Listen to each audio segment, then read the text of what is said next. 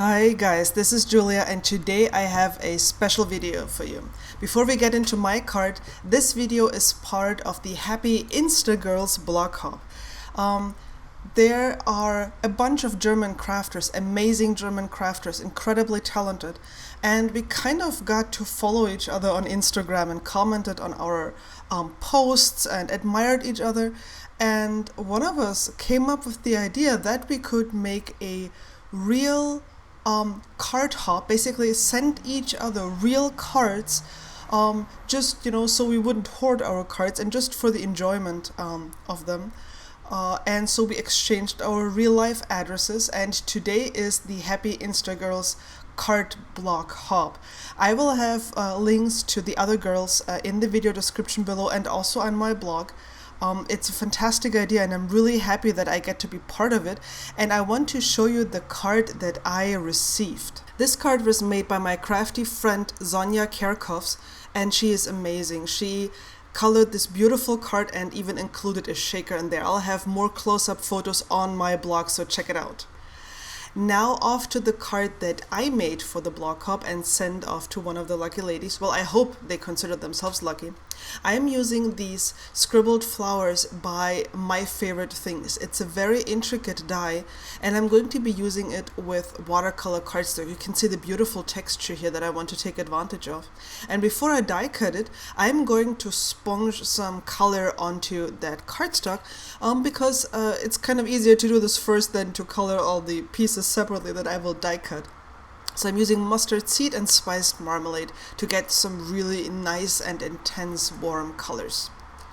Now I had a few more colors that I prepared, but I ended up using only the orange one because basically everything went wrong that could possibly go wrong while making this card. So it's a little bit crazy, I'm jumping around a bit. But I finally decided that I wanted to use some dark background, so I die cut this tag with a pretty pink posh die, and then I used a white die cut to place the yellow pieces where they needed to go. And I always have to remove the white one because I don't want this to stick down. And some of the glue is oozing out to the sides when I put the yellow stuff down. So I always have to lift up the white stuff, the white frame, to make sure it won't stick, because my plans were completely different, but at some point I looked at a piece of black cardstock that was lying around on my desk, and I was like, wait, the yellow should really pop against the dark color. That will really shine. So then I actually started to piece all of this together and puzzle it together.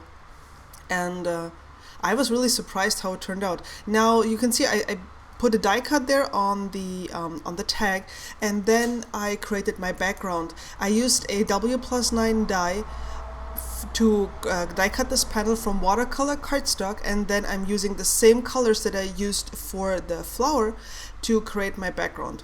And I'm usually too heavy-handed, so I tried not to pick up too much color, and it took me forever. I had like a gazillion tries before I finally got the background right.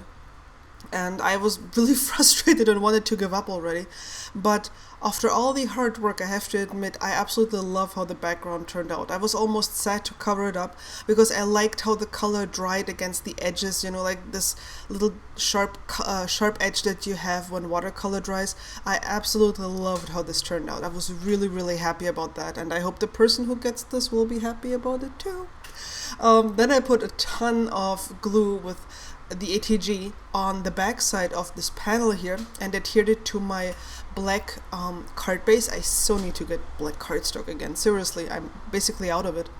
And Halloween is approaching, oh my gosh. So I did that, and then I foam mounted the tag. You can see I've been very generous with the foam here because I wanted it to be stable and not to sag. And I'm foam mounting this in the middle of the watercolor piece, and that's my finished card. I added some sequins from Pretty Pink Posh to add some bling, and I'm really happy how this turned out. Let me know what you think, and don't forget to check out the other ladies in the Happy Instagram blog hop. Thank you so much for watching. See you soon. Bye.